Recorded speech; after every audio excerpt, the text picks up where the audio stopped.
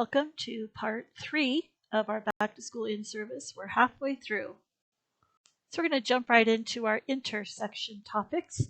We're going to talk about the different kinds of intersections, some intersection statistics, and what we can do to remove and reduce risk at intersections.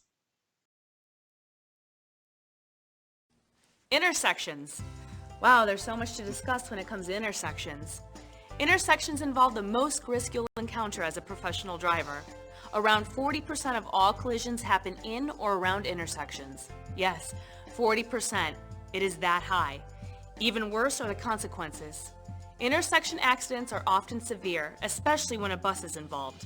Now this program will show you how to use the tools of Triple LC defensive driving to enable you to remove or reduce the risk as you navigate all types of intersections.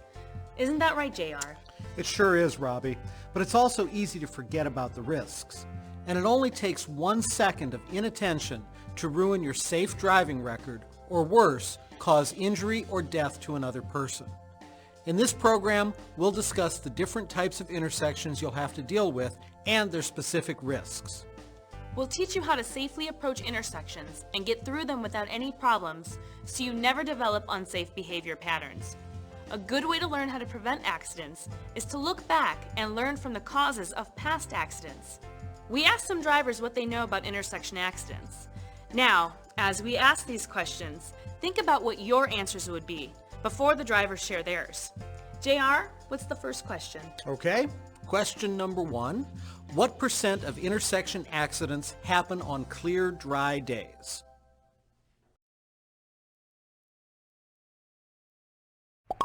I'd say about 50%.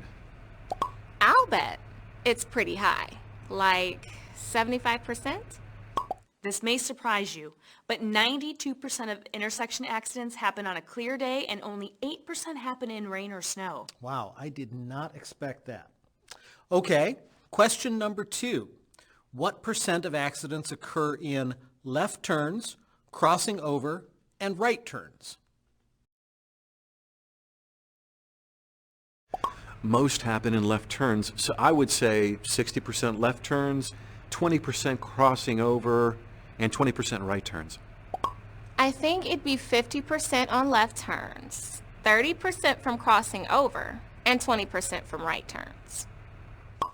Well, you're close on some, but 61% occur in left turns, 35% in crossing over, and only 4% in right turns. Interesting. Okay, question number 3. What do you think are the main causes of intersection accidents?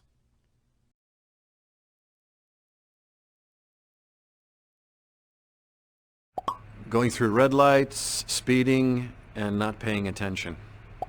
Rushing, being distracted, and not paying attention. Well, the DOT studies tell us that intersection accidents are caused by 3 groups of causes.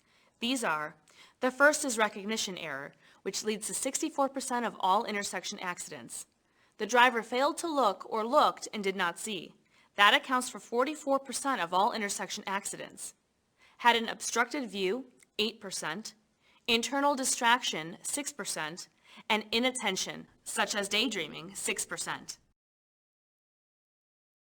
The second was decision errors led to 29% of all intersection accidents, 8% to a false assumption about others' actions, too fast for conditions or aggressive driving, 8%, illegal maneuvers, 7%, and misjudgment of gap or other speeds, 6%. Finally, performance errors led to 7% of all intersection accidents, with 4% from overcompensation or poor directional control, and only 3% from panic or freezing. Now that's a lot of facts and figures, but what do you think we can learn from this data if we want to prevent intersection accidents?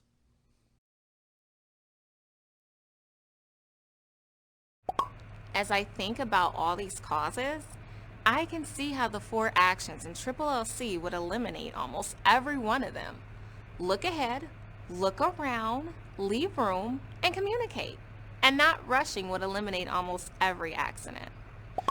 Most accidents happen on clear, dry days when the vehicle is turning left, and the main cause is the driver did not look or looked and did not see. We need to really pay more attention when turning left. If we go back to the basics, our goal is to remove or reduce risk, and yes, we can use the tools of the LLC Defensive Driving course to help reduce the risk as you safely navigate through intersections. Think back to your own experiences in and around intersections, or think of some of the news articles you've seen or read about intersection accidents. As a group, discuss each of the causes of intersection accidents and how LLC would reduce the risk from these causes.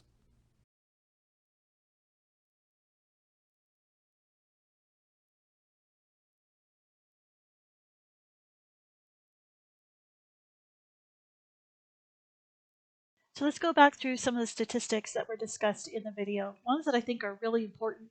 And I've seen these statistics play out in our own accident record. So they asked what percentage of intersection accidents happen on a clear, dry day. And the number is high. It's 92%. Only 8% of intersection accidents happen when the weather's bad. And we've talked about this before. And if you think about it, people are more on high alert when the weather is bad. They're leaving room, they're slowing down, they're being aware of their surroundings. It's when the weather is great, when it's a clear, sunny day, it's not that dark. They tend to go on autopilot. Again, they feel safe because the roads aren't slick, they're not wet, it's not snowing, and they tend to go on autopilot and take risks they shouldn't take. The next statistic was the percentage of accidents that happen in left-hand turns. 61%. And a lot of times this is because somebody misjudged the gap. So, meaning that you didn't have the right of way, you maybe had the flashing yellow arrow, and you were waiting for a gap in traffic to go and misjudged the speed and the distance of the car that was oncoming, or they try to beat that traffic. And also, what I see too is not understanding who has the right of way. And you may be thinking that's easy. The flashing yellow means the other person has the right of way. There's a surprising number of people who don't understand that. A surprising number of car drivers. Now we do teach you what the flashing yellow arrow means. In the past, we used to have the green ball or the green arrow.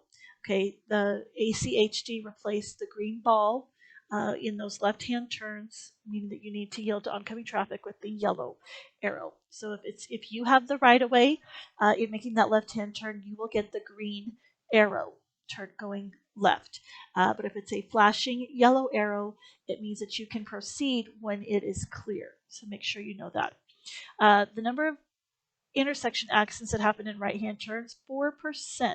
So these types of accidents, we see the off-tracking, meaning that the driver has not pulled the bus out far enough, is not using the correct reference points to give the rear of that bus the room to get around the corner without going over the curb.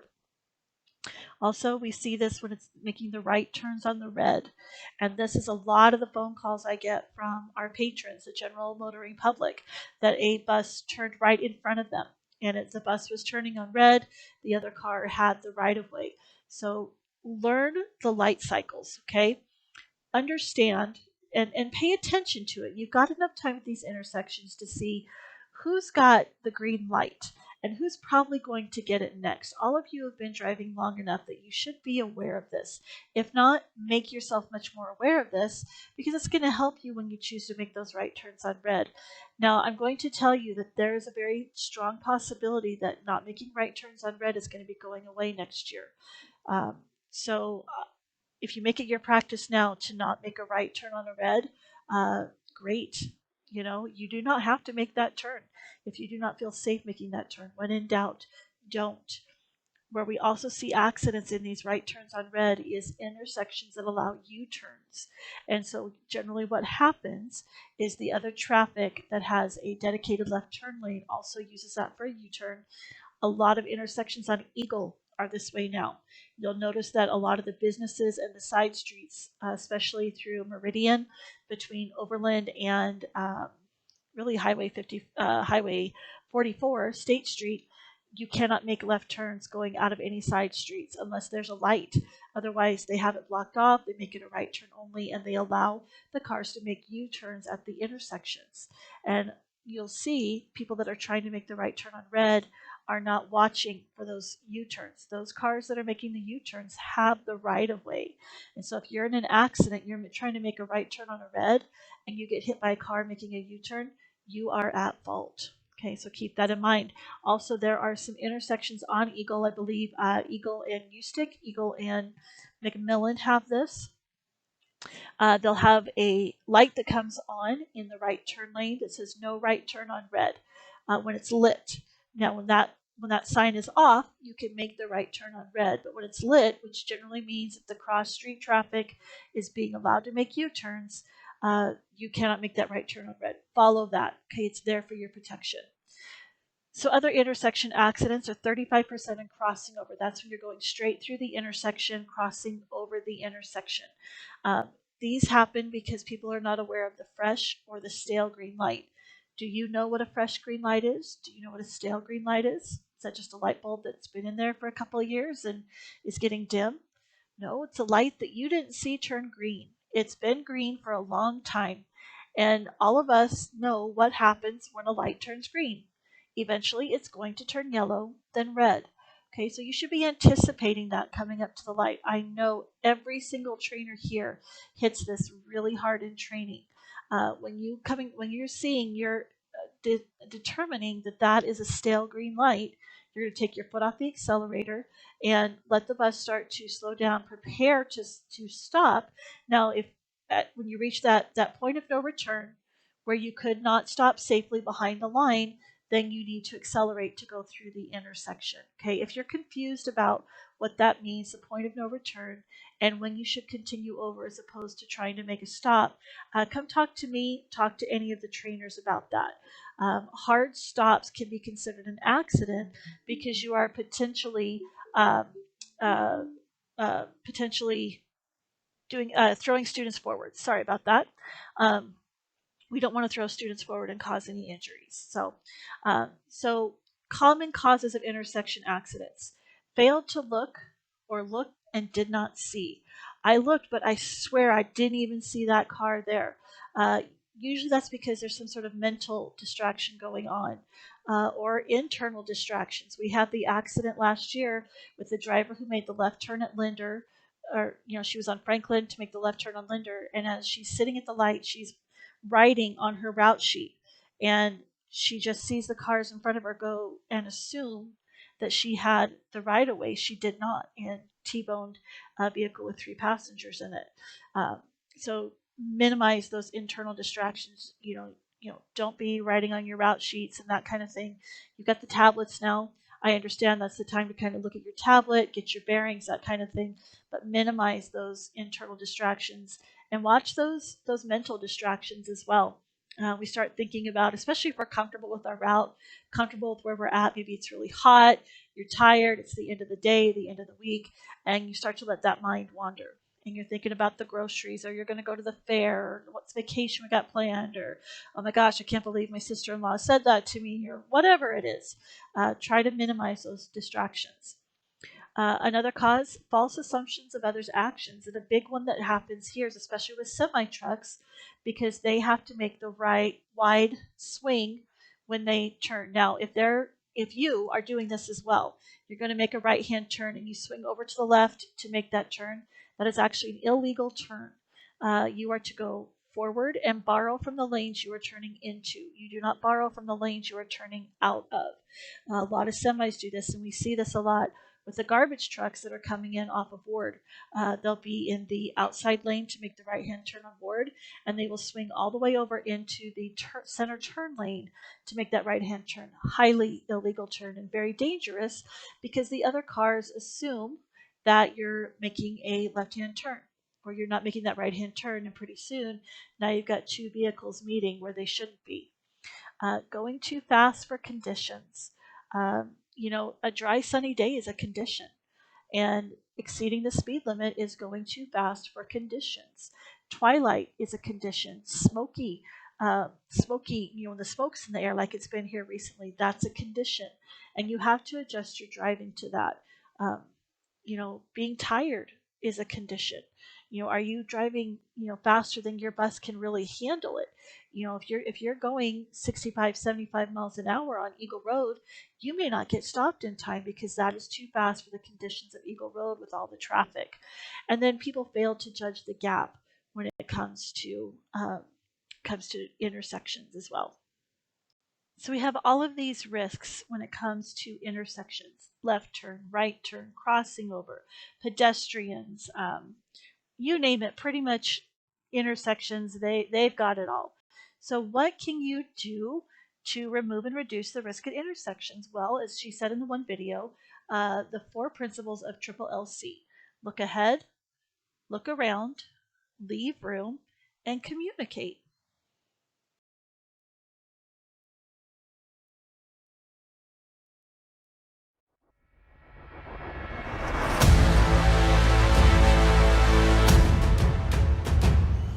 Why are we stopped? Yeah, come on, what's the holdup? Yeah, let's go. It's too much. The drivers, the amateurs, I can't.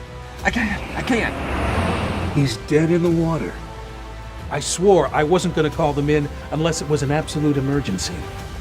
And I think this qualifies. Who? What are you talking about, sir? The Triple LC team.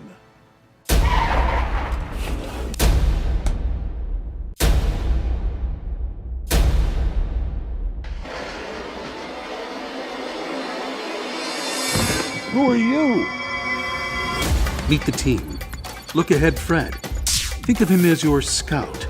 He makes sure you're aware of any attack or ambush before it happens. Keep a 15-second eye lead time, so you can see way ahead of you. That guy's braking. Watch out for him, he's cutting in. Meet Look Around Lee. Like a ninja, he keeps you aware of your surroundings at all times. Make sure to constantly be scanning the road and your mirrors. Are you safe to merge into the left lane? Yes. Are you sure? Yes. No. Whoa. What the? Rock and roll in your seat to see around all blind spots and see other sneaky ninja-like vehicles. Then there's Leave Room Steve Doom. He doesn't like people in his personal space. He's been known to take on 6 men at a time. You need to leave room on all sides of your vehicle. All 4 sides, got it. No, all 6 sides. 6, like the number of guys I can take on at once. Left, right, front, back, top, bottom. This jerk's riding our tail. Let's get out of his way. We're too close to this guy. Back off. This punk can't stay in his lane. Let's get over one. And the firecracker of the group, communicate. Now, the best way to stay safe is to let the other drivers know where you are, what you're gonna do. If you're gonna merge, use that signal, soldier. And if she can't see you, you need to get her attention with your horn. And if that other driver's gonna blind you with his brights, no!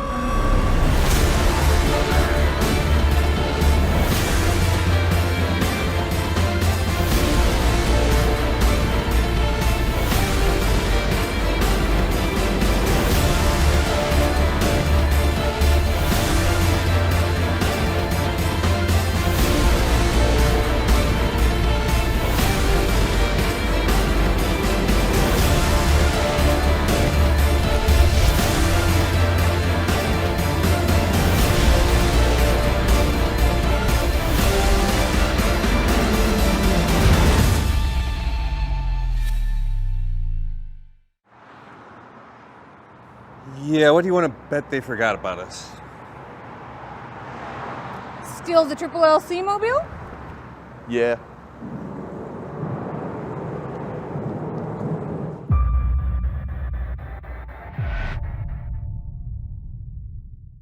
So now we're going to look at some real world scenarios of different intersection accidents. So I'll give you a little intro to each one. Watch it and think about what could have been done differently, and we'll discuss that at the end. A bus operator's running a bit late when he pulls up to a red light and gets ready to make a left turn at a busy intersection. While he's waiting for the light to turn, he scans the area and sees that everything is clear. As soon as the light turns green, he accelerates into his turn. When he's almost all the way through the intersection, he hears a thump. He stops the bus and gets out to look, finding a pedestrian badly injured and lying on the ground near his front left wheel.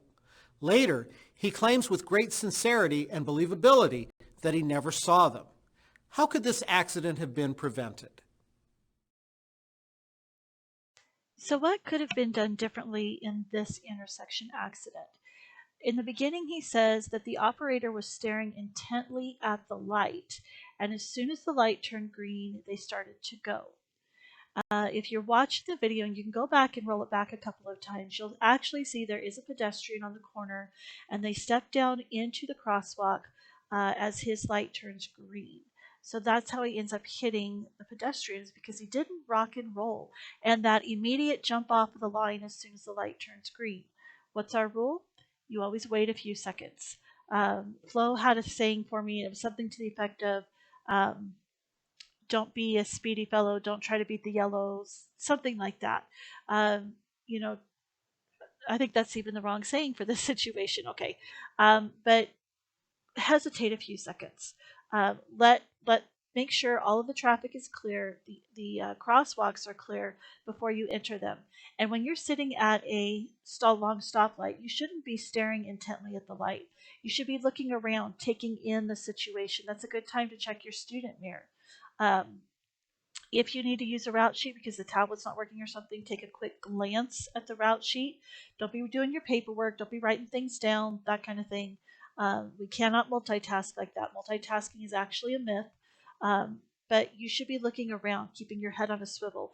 Plus, when you get a fixed stare on something, it's tiring. It's tiring to your muscles. It's tiring to your eyes, and your brain saying there's nothing of value here, and so it kind of shuts off the input from whatever that is. It's a way to conserve energy. It's what our body does. Our body is built to conserve energy.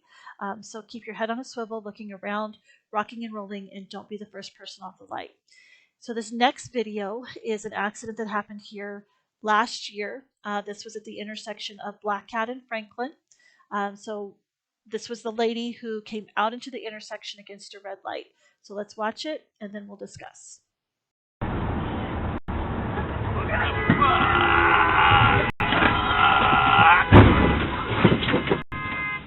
All right, what could have been done differently here? So the lady in the car that was on Black Cat headed north, she misjudged the light. Typically that's because they are texting. I think she told the officer she looked down to look at her shoe or something like that, sees movement in the peripheral vision and starts to go. When she starts to go, she realizes she doesn't have the green light, narrowly escaped being hit by a semi, and it freaked her out so much that she stopped in the middle of the intersection. So our driver was not determined to be at fault, but a question was raised. When did our driver see that she had entered the intersection, and could he have gotten stopped in time?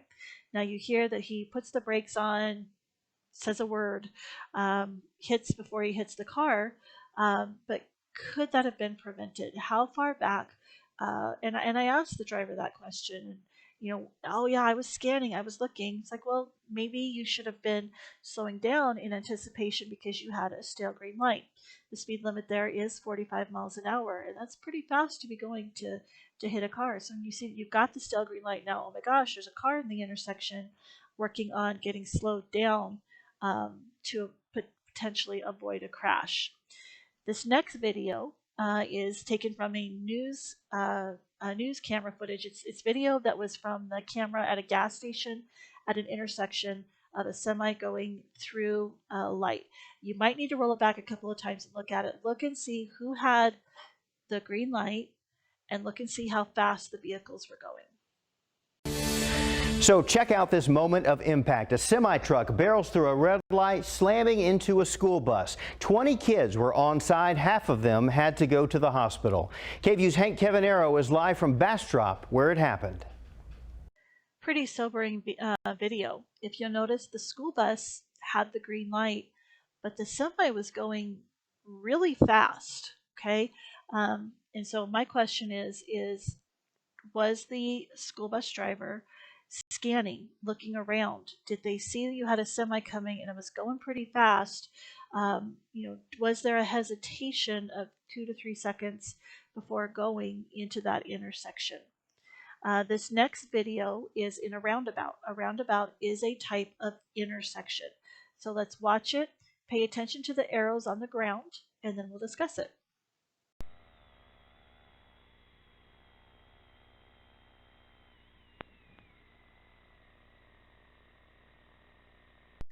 So you'll notice if you watch the arrows on the ground, the bus was in the outside lane. This was the roundabout at Eagle and Amity. Bus driver's in the outside lane, but continues around the circle to go east on Amity. That was actually an illegal maneuver. That lane is the straight through lane. Okay. When you enter a roundabout, be aware of the lane that you're in and the direction that lane can go. Sometimes in some of these roundabouts, especially the ones they're putting in on Eagle Road, you can have 3 lanes going into the roundabout. One of them is a dedicated right-hand turn lane. Then you have the lane that goes straight across. It continues either on the north-south route. And then your inside lane, which is the lane where you continue to travel around to go to the other, the left, the 3/4 way, or if you're going like a full 360. So every time you approach a roundabout, there are signs up showing you which lane you should be in. So be aware of those. If you have roundabouts on your route that you're not familiar with, get out there in your personal vehicle and pay attention to the signage. Maybe practice it a few times before you take it through in the bus. So this next video I found extremely interesting. Okay, so it's a city bus that had an accident with a car, and the person doing the investigation originally said that the car driver was not at fault, but then they changed that. But the investigative reporter did some measuring, and so I'll tell you my thoughts about this after the video. So he jumped in his Mazda and approached a light near the Cisco Systems headquarters, westbound Tasman Drive in San Jose. By the time I hit the intersection, I entered through, I just kind of looked up and I saw, oh, hey, there's a bus. Oh, hey, there's a bus. Eric was shaken, some burns on his hand and elbow from the airbags, not seriously hurt. His car totaled. He told first responders he recorded the incident. I have a camera in here somewhere. His video does confirm he had a green light for a full 4 seconds before impact. Pete Sobolev was driving the same direction, just to the right of Eric Conoy. I noticed out of the corner of my eye the bus turning into the intersection, which immediately thought that shouldn't be. Sobolev took a right-hand turn just as the crash happened. I, of course, was wondering, what caused the crash, and then, I quickly came to the conclusion that that bus must have turned into the intersection against a red light. Milpitas police initially cleared Conoy. He came back and said, hey, you know what, good news, you have the green light. So there's no reason to cite you, so I think things should be okay. But the investigator changed his mind, concluding in the traffic collision report, Conoy was at fault. I determined that the VTA bus was legally in the intersection when the collision occurred. Conoy did not yield the right-of-way to traffic legally in the intersection. The person that's entering the intersection on the green has a duty to make sure that the traffic has cleared that intersection and that it's safe to proceed. What about the bus driver's responsibility? Using the California Public Records Act, the I-Team obtained recordings from the VTA of the bus's 8 cameras. You see the bus stopped at the intersection. 2 cars pull away. Before he even hits that limit line, the light turns yellow. I counted. The bus had more than 40 feet to hit the brakes and stop, but it continues through.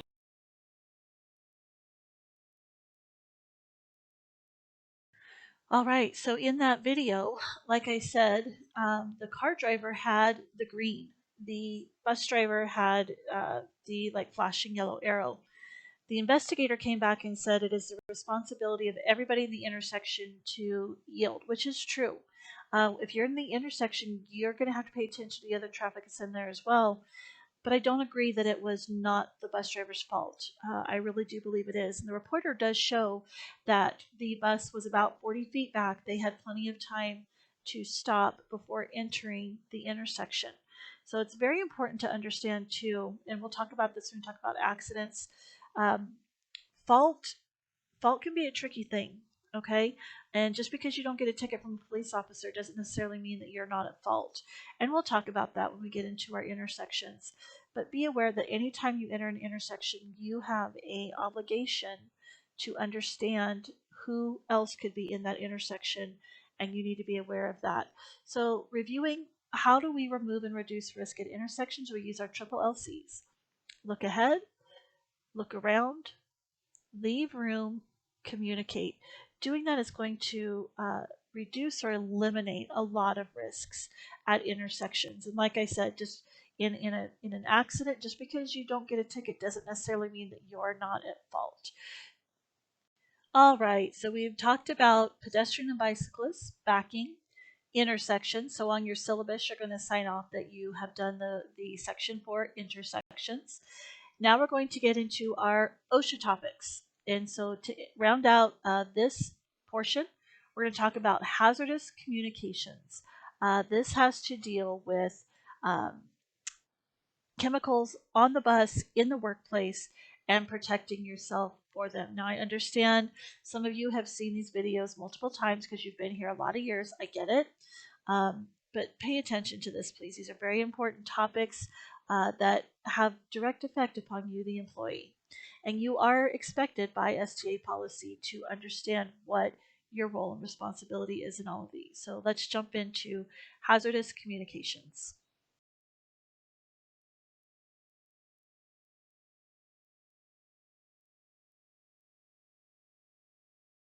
Welcome. This hazard communication course is designed to make sure you know about the hazardous materials in your facilities, have access to information about them, and most importantly, learn how to safely work with them. There are a few hazardous materials in the workplace, and as a driver, you might come face to face with them. When you do, you'll need to know how to protect yourself.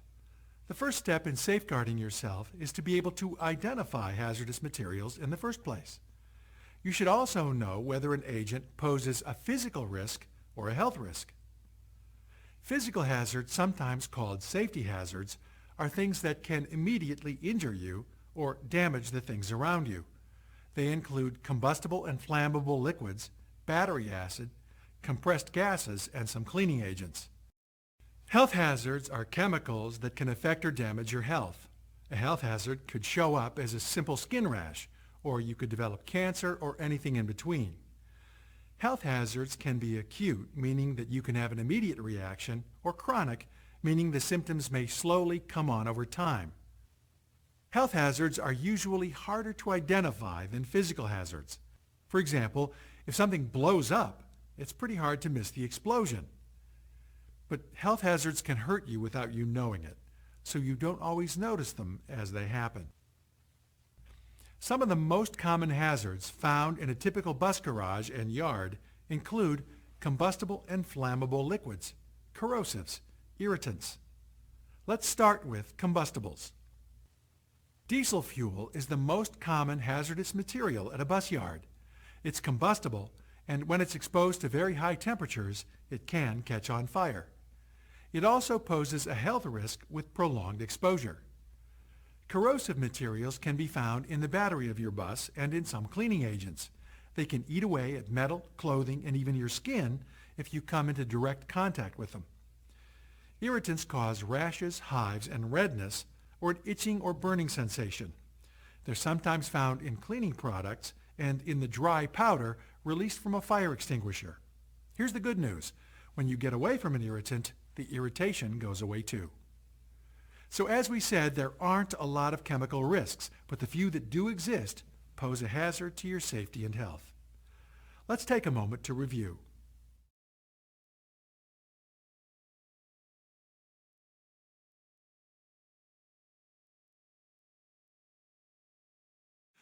OSHA revised its hazard communication standard to align with the United Nations globally harmonized system of classification and labeling of chemicals, and published it in the Federal Register in March 2012.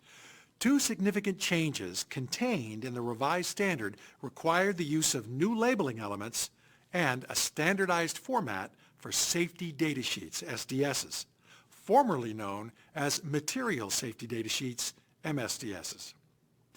The new label elements and SDS requirements will improve worker understanding of the hazards associated with the chemicals in their workplace. The three major areas of change are in hazard classification, labels, and safety data sheets. Hazard classification. The definitions of hazards have been changed to provide specific criteria for classification of health and physical hazards, as well as classification of mixtures. These specific criteria will help to ensure that evaluations of hazardous effects are consistent across manufacturers and that labels and safety data sheets are more accurate as a result.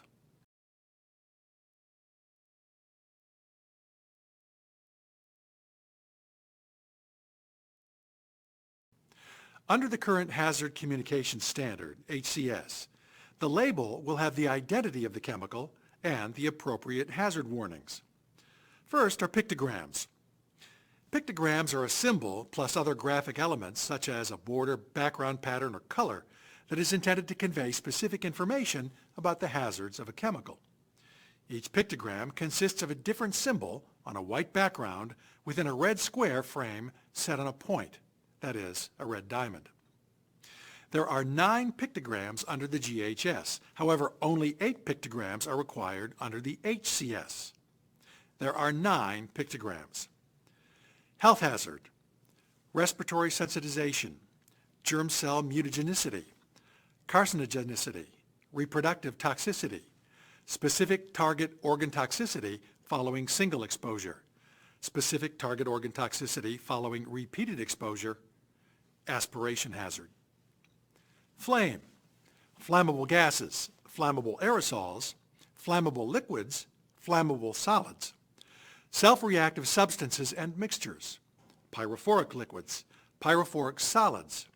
Self-heating substances and mixtures, substances and mixtures which in contact with water emit flammable gases, organic peroxides. Exclamation mark, acute toxicity, oral, dermal, inhalation, skin irritation, eye irritation, skin sensitization, specific target organ toxicity following single exposure, respiratory tract irritation, narcotic effects. Gas cylinder, compressed gases, liquefied gases, refrigerated liquefied gases, dissolved gases. Corrosion, corrosive to metals, category 1. Skin corrosion, categories 1A, 1B, 1C. Serious eye damage, category 1. Exploding bomb, unstable explosives, explosives, divisions 1.1, 1.2, 1.3, 1.4. Self-reactive substances and mixtures, types A, B. Organic peroxides, types A, B. Flame over circle, oxidizing gases, category 1. Oxidizing liquids, categories 1, 2, 3. Oxidizing solids, categories 1, 2, 3. Environment, acute hazards to the aquatic environment, category 1. Chronic hazards to the aquatic environment, categories 1, 2. Skull and crossbones, acute toxicity, oral, dermal inhalation.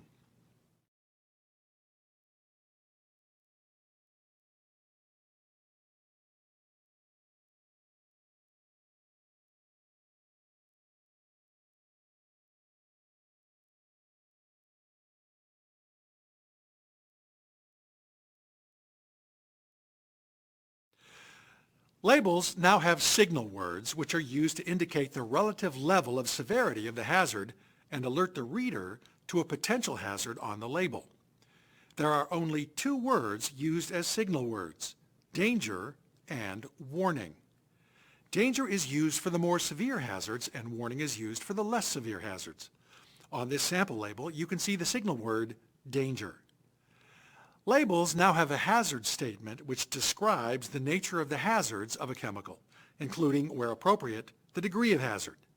For example, causes damage to kidneys through prolonged or repeated exposure when absorbed through the skin. All of the applicable hazard statements must appear on the label. The hazard statements are specific to the hazard classification categories, and chemical users should always see the same statement for the same hazards, no matter what the chemical is or who produces it. On the sample label, you can see the hazard statement, fatal if swallowed, causes skin irritation. Labels now have a precautionary statement which describe recommended measures that should be taken to minimize or prevent adverse effects resulting from exposure to the hazardous chemical or improper storage or handling. On the sample label, you can see the precautionary statements: wear protective gloves, wash hands thoroughly after handling, do not eat, drink, or smoke when using this product. If on skin, wash with plenty of soap and water. If skin irritation occurs, get medical advice attention. Take off contaminated clothing and wash before reuse. If swallowed, immediately call a poison center or doctor, physician. Rinse mouth. Store locked up. Dispose of contents container in accordance with local regulations.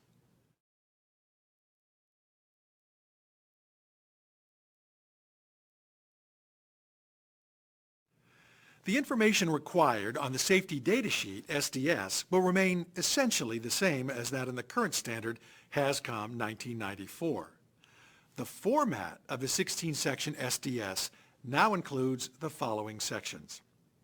Section 1, Identification, includes product identifier, manufacturer or distributor name, address, phone number, emergency phone number, recommended use, restrictions on use.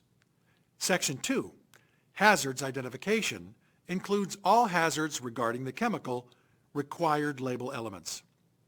Section 3, Composition Information on Ingredients, includes information on chemical ingredients, trade secret claims. Section 4, First Aid Measures, includes important symptoms, effects, acute, delayed, required treatment. Section 5, Firefighting Measures, lists suitable extinguishing techniques, equipment, chemical hazards from fire. Section 6, Accidental Release Measures, lists emergency procedures, protective equipment, proper methods of containment and cleanup. Section 7, Handling and Storage, lists precautions for safe handling and storage, including incompatibilities. Section 8, Exposure Controls Personal Protection, lists OSHA's permissible exposure limits, PELs, threshold limit values, TLVs, appropriate engineering controls, personal protective equipment, PPE. Section 9, Physical and Chemical Properties, lists the chemical's characteristics. Section 10, Stability and Reactivity, lists chemical stability and possibility of hazardous reactions. Section 11, Toxicological Information, includes routes of exposure, related symptoms, acute and chronic effects, numerical measures of toxicity. Section 12, Ecological Information. Section 13, Disposal Considerations. Section 14, Transport Information. Section 15, Regulatory Information. Section 16, Other Information, includes the date of preparation or last revision.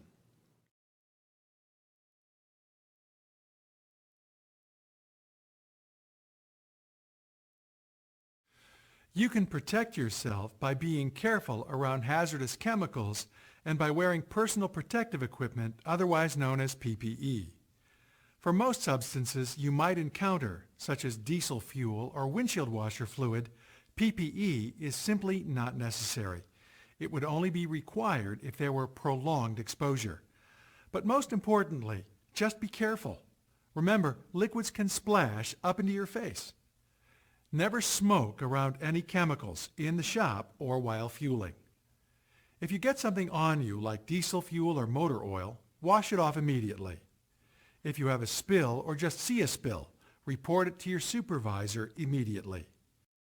Fortunately, you don't have to handle many chemicals or hazardous substances as a bus driver. But when you do, be sure to take the necessary precautions to ensure your safety, as well as those around you.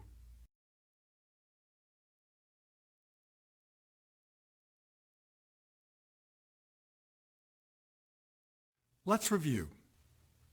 There are a few hazardous materials in our industry. They can pose a physical risk such as fire or explosion, or they can pose a health risk such as skin rashes, or through excessive and prolonged exposure, even cancer. All hazardous materials must be labeled. Labels help you identify the type of hazard you may be dealing with.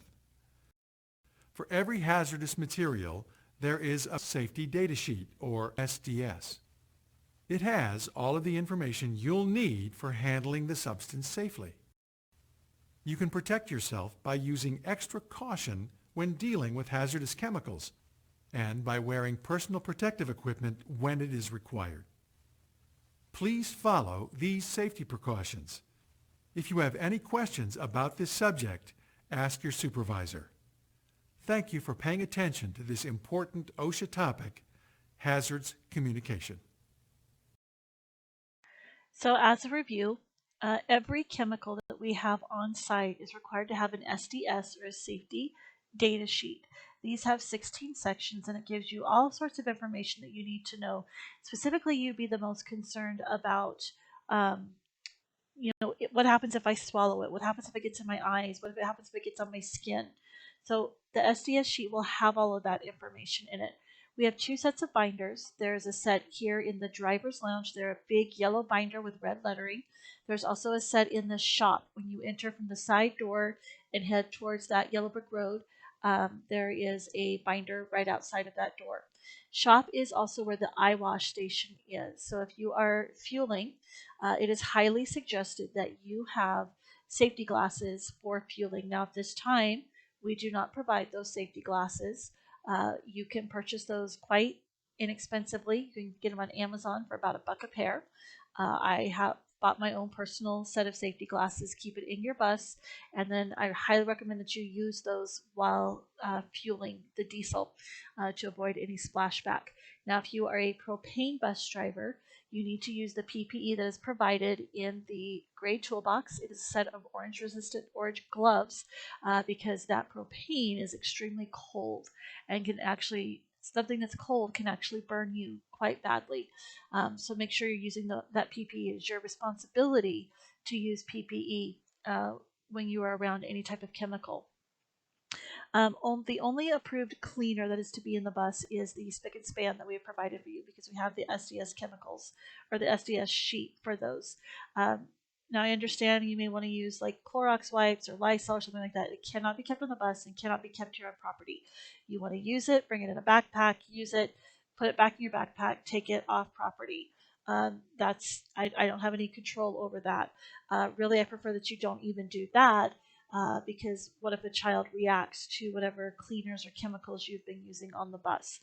We don't want to be using air fresheners either, especially things like essential oils.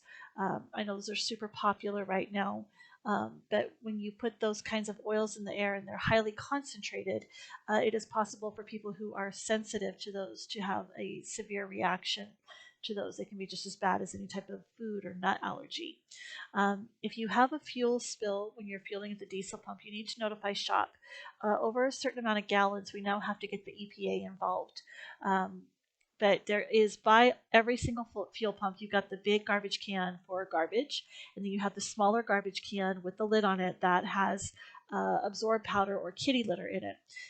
First thing, get that pump shut off. Get the kitty litter down on the diesel. That's going to help keep it from seeping into areas where it shouldn't. And then notify shop of the fuel spill.